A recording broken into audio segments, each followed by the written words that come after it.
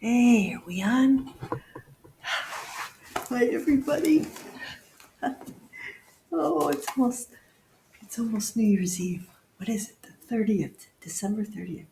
Eight, quarter of nine in the morning. So this is my Sunday report for December 29th, but it's Monday, which is my Sunday. So never mind. I thought I'd sit. This is like way too comfy, I think. I, whatever. I sleep a little classic here, Zazoo Plazz. This is like throwing me off. Wait a minute. This is not my usual seat here. I'm gonna do a little, it's messing me up here. I gotta do my usual, I've been moving the couch around, so this is what I wanna do. I'm gonna move Zazzy down over here, cause it's messing me up. All right, is that better? Oh, that's better. Now I got this in the view. All right, wait, I'll move Zazzy over. There we go. That's better. Ah! Oh, I got a bird up there. Okay, is that better? That's better. That's better. I think I can do this now. How is everybody? Zazoo Plazz report. This is the last one for the year, folks. Now that we're all set, I gotta get. I gotta. Yeah, I wasn't sure until we went live. This couch, I moved. So I used to have the whole thing over here, but it's one of those modular ones, and I broke it apart. And I put part of it over here, but it's bugging me. I think I'm gonna move it back. I don't know. We'll see. I like to change the furniture up. That's kind of the theme today. Uh, Furniture, um, the house, family. It's all gonna come up. Okay. Um, yeah, I'm a little discombobulated. Last class report of the year. Let's start. It's the Feast of the Holy Family. Uh, and so, where am I going to start? Okay. After this, I got to go. I'm starving because they didn't have my waffles. The delivery people didn't have my waffles. So, I'm, I'm, I'm finishing up, well, part of the Christmas swirl bread that I made for myself. Put half of it in the freezer.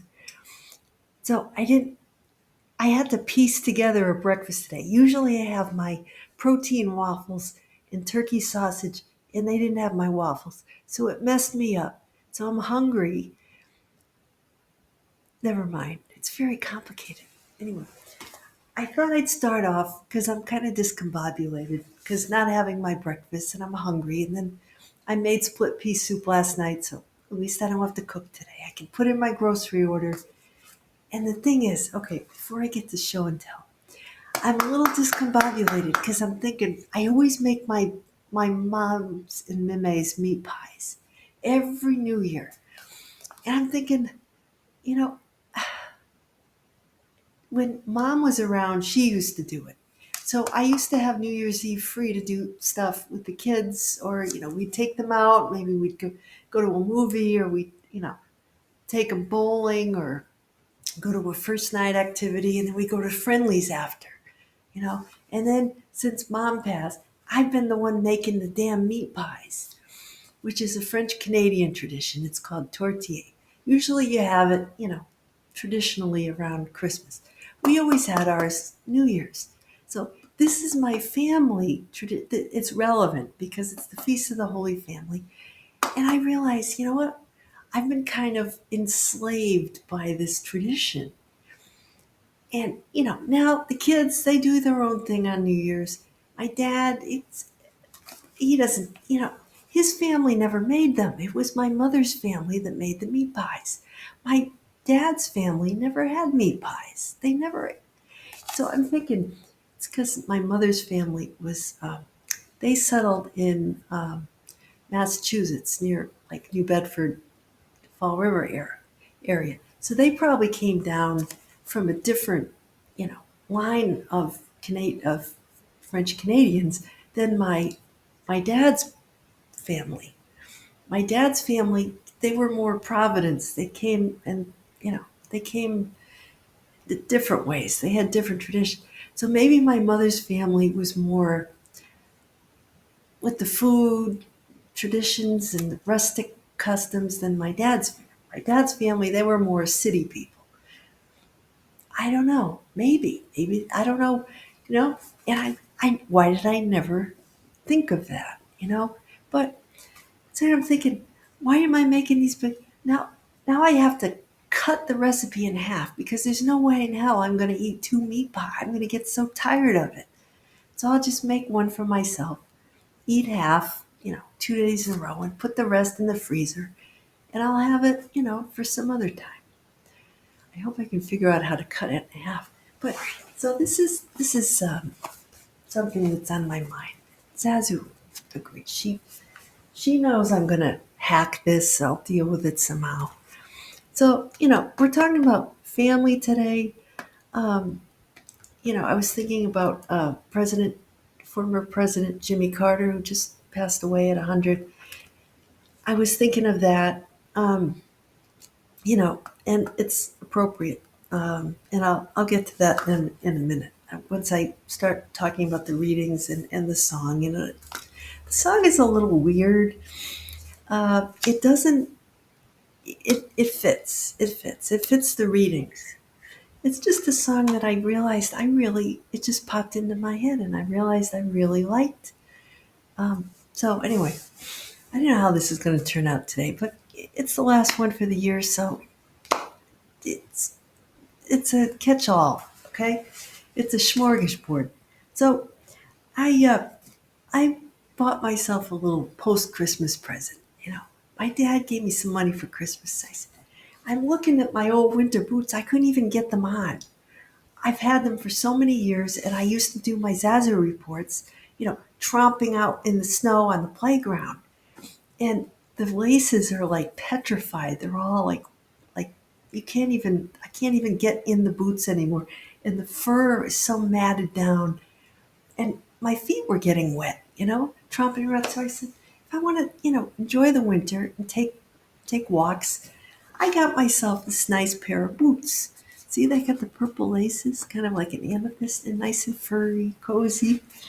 And look at the tread on the bottom. They're like the box showed up on my step, and I'm like, what the heck is this? Because they're so lightweight. I'm not even getting paid for this. I just want to get paid. I don't know what the brand is, but they're so cool. I tried them on. I didn't want to take them off.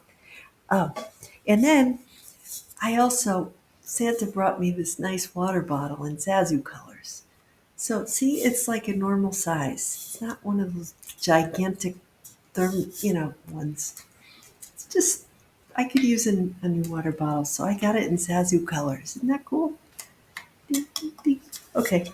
And then I wanted to show off the presents my kids made me. My son, the forestry major, made me this in his wood shop.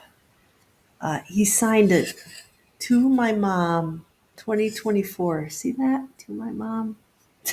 What a kid. So he cut this from a piece of wood. They chopped down the trees up at UConn. He's a forestry major. So he made this, and he sanded it. See, and he just drew like little, I don't know, little images on there. And he did the Scorpio thing because that's my son. And he put a hole here, and it's an incense holder. See, the little incense stick goes there, and you put it on your windowsill, whatever. Put the incense in there, light it. He knows that when I do my spiritual work in a lot of my writing, I use incense. He gave me incense last year, I think, or the year before. But it's so nice, he sanded it. So that's my kid, my younger one. And my older one gave me some nice tea. He went to New York City and got me this wonderful, it's like a lavender vanilla, like a French, it's called macaron. It's like macaroon, It's like the kind of tea that you would have in the afternoon with cookies for tea. It's really good. I had some this morning, so very. It's got a lot of caffeine in it though, so I had it before my run because it would keep me up, otherwise. And he got me these oracle cards, which is awesome because I'm really into tarot and oracle. I can do my own readings. 44 cards by Yasmin Boland. It's called Moonology.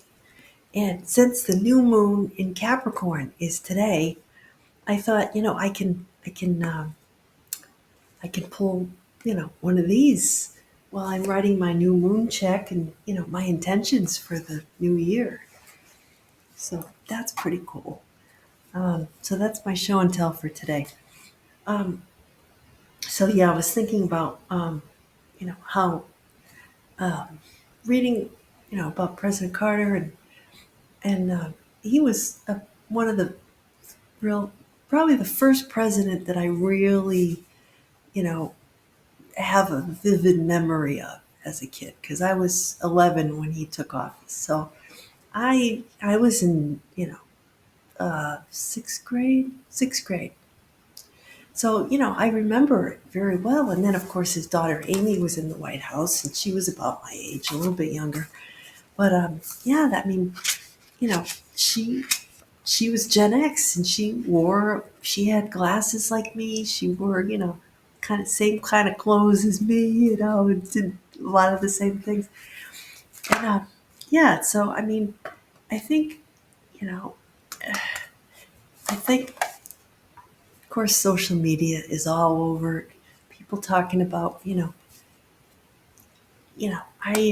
I wrote about it on my Facebook page, so I'm not going to go too into it here because I feel like I said you know my tribute, and I did, it is a tribute because he was, he had an amazing life. And what I wanted to reflect on was how it's the Feast of the Holy Family and Saint Joseph. It's with Jesus, Mary, and Joseph. The little family, um, like the Carters. When they were in the White House, there were older brothers, but there was just the three of them. Like me, it's me and my folks. I was an only child. And I thought of, St. Joseph, who my family is very devoted to. He was the patron saint of fathers and carpenters, which is interesting, and workers, and a happy death, and attorneys, um, and furniture makers. So I thought, that's interesting because President Carter, after he left office, he, he one of the things he did was, the Habitat for Humanity, building houses for people. And St. Joseph is the patron of carpenters and, workers and, of course, families, right? So it's ironic that he died, Jimmy Carter died on the Feast of the Holy Family. Um, because he did he was devoted to his own family and his wife, Rosalind, and his children and grandchildren and great grandchildren and the home, right? So the readings, reflect that. This book of Sirach. Honor your father, atone for your sins, preserve yourself. You know, so it talks about being kind to your father even in his old age. President Carter lived to 100. So it talks about being firmly planted, um, a house raised in justice to you. House raising. I mean, that it's almost like he decided. He read the readings. I think he was Baptist. I'm not some Christian. He was Protestant, but you know, reading these readings, it it sounds like his life. Being honoring, your father. And listen to this. Okay, it just occurred to me. His father was a peanut farmer, and so he did kind of honor his dad a little bit, kind of starting to go into that. But then it's almost like he fought to get out of that, right? He realized that he wanted to do more, right? So he went from there. Those were his roots. and then he went from there and into his life of public service. So it's interesting, and that kind of relates to the song today. Um, so then we have, "Blessed are those who fear the Lord and walk in His ways." That's the reading about your wife and the vine in the recesses of your home, and your children like olive plants, and that one. Um, so I was just thinking, yeah, the fruit of your handiwork. So it, I think it has to do with good karma, right? You'll be abundant if you, um, you know, and it's all astrological too. The sun is the father, um, and then there's the wife, the fourth house, the vine, and the husband being the 10th house. And now that I think about it, that maybe that's why wives are subordinate to husbands. Maybe the father is the 10th house and the mother is the fourth house, and it's all like a tree. It's the family tree. And then the children are the signs around the astrological chart. Just a thought I had, random thought. Okay. Colossians. Put on, as chosen ones, put on compassion, kindness, humility, gentleness, and patience. And forgive, other people's. In other words, and this is perfect for the end of the old year. Forgiving grievances, putting on love, and looking for the bond, being thankful, being peaceful, and forgiving grievances, forgiving other people, because you don't want to take that into the new year. Whatever went down this year, this is your sign to deal with it. Leave it behind you. Leave it in the old year. You know. So yeah, that's my thinking about that. Um, and families, of course, spending a lot of time together at the holidays. Um, by this time, most people have been together with their families, and we we'd get to this reading, we'd all be sick of each other. Families, extended families. It's like, oh, I'm done. Okay, the holidays can be over because we've done the family thing. You know, and the Holy Family wasn't they were they weren't perfect. I mean, they were perfect, but Jesus was. But you know, Mary and Joseph. Imagine that, trying to raise you know the Son of God, right? You think you have it tough as a parent. It's, I mean, everything was a big deal, you know. So this reading from Luke, second chapter of Luke, we find Jesus at 12, and I was thinking about myself around 12, which was around the time President Carter was in office. Yeah, 1977.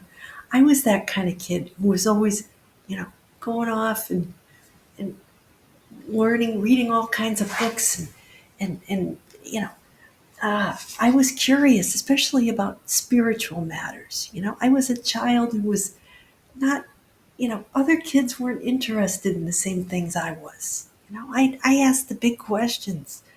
I came in hungry for answers. So we find Jesus. So Mary, the Holy Family, they go up for Passover. They go up to Jerusalem with Jesus. It's like me taking a road trip with my parents. It's like, you're 12. You're like, what choice do you have, right? So, or we'd go visit relatives or something, and I'd have to go. And when you're 12, you're kind of like, you're starting to you've got your own ideas. So they took, and then they went to leave, and it's kind of like Home Alone. They're like, I thought he was with you. No, I thought he was with you. No. And they ask all the relatives, and then they realize they left Jesus behind.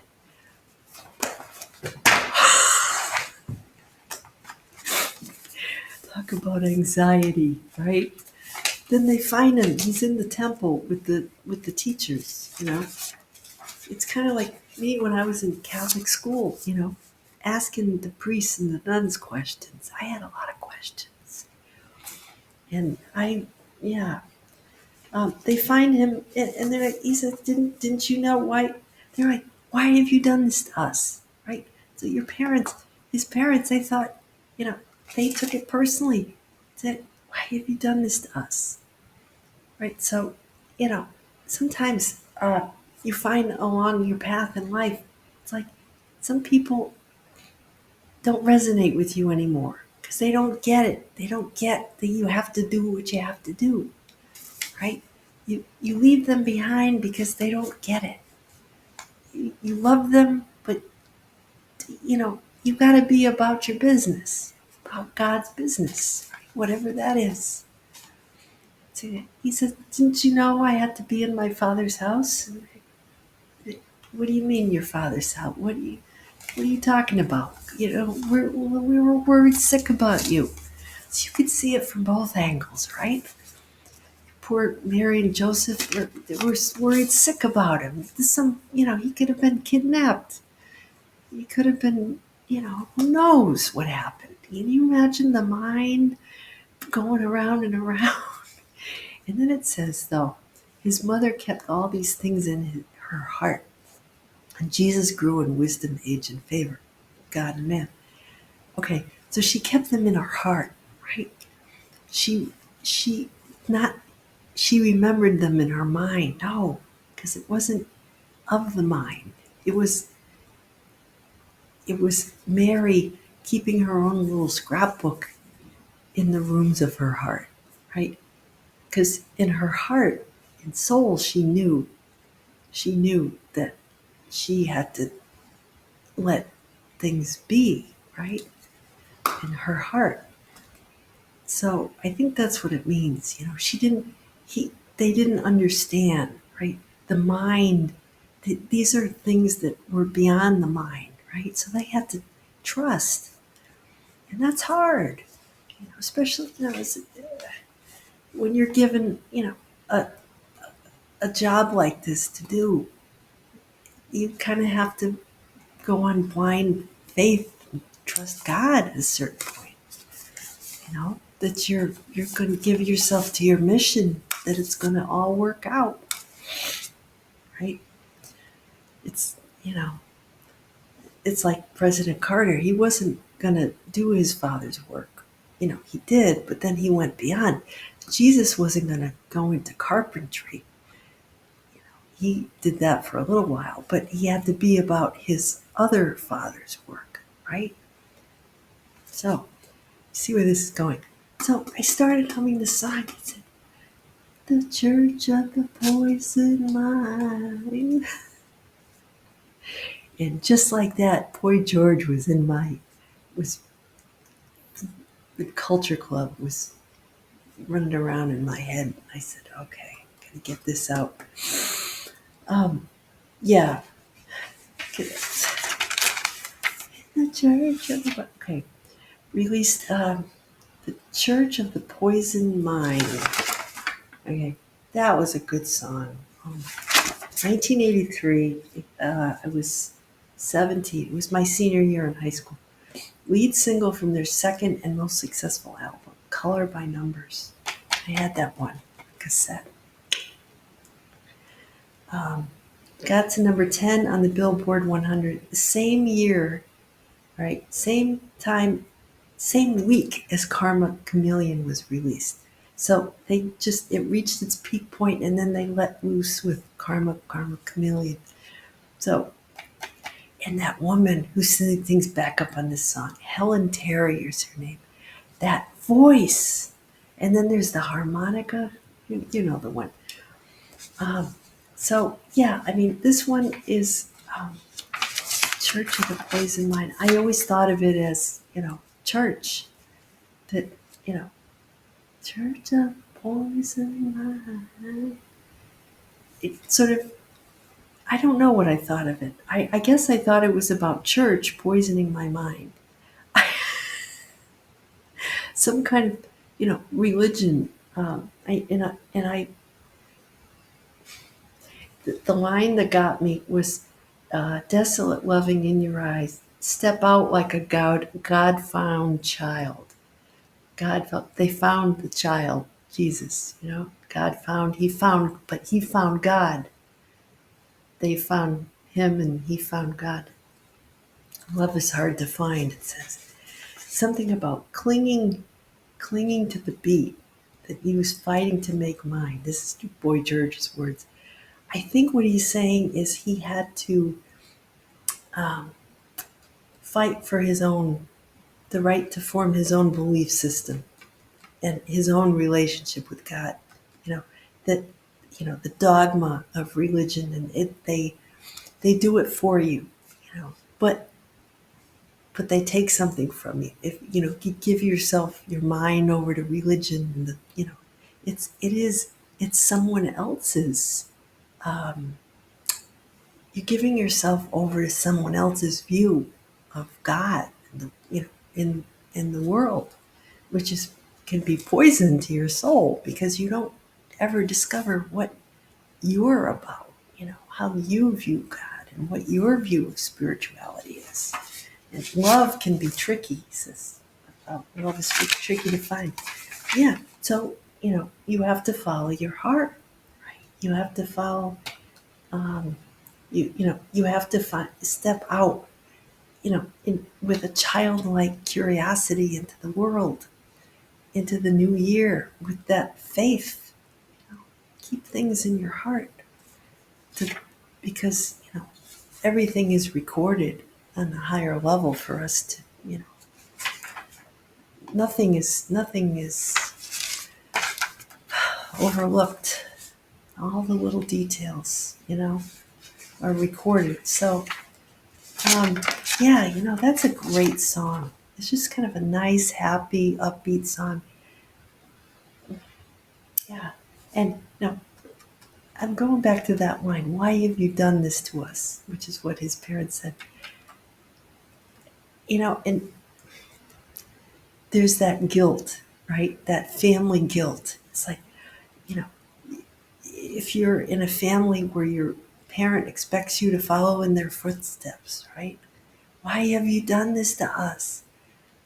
Well, you can respect your parents and honor them and still honor your own purpose in the world, you know. I think that, but you have to fight for that. And I think I've had to do that myself. I've had to fight for my own.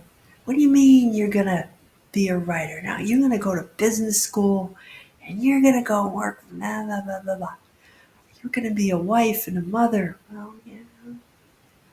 Yes, but, and, surprise, I have, I have more to do. Yeah, I have more to say, a lot more, you know. And once we raise our children, we really don't have any right to them. They belong to God, you know. People, you think that, you raise your child and then they belong to you. They don't. You gotta let them go and pursue their own heart, what makes their heart sing. So we do our children the best service by, you know, raising them like St. Joseph, protecting them when they need protecting, and loving them and teaching them in our ways, and then letting them, hoping we did the best we could, and letting them make their own way, which is really fun, to see where that takes them. And yeah, I mean, they belong to the world, really. So I'm going to let it go there. Go write out my grocery list for my meat pies. Get ready for countdown. I don't watch the ball drop anymore. It's just not the same. But anyway, I wish you Happy New Year. All the best, 2025. Um, See you next time. Zazoo Plazz, signing out. Happy New Year.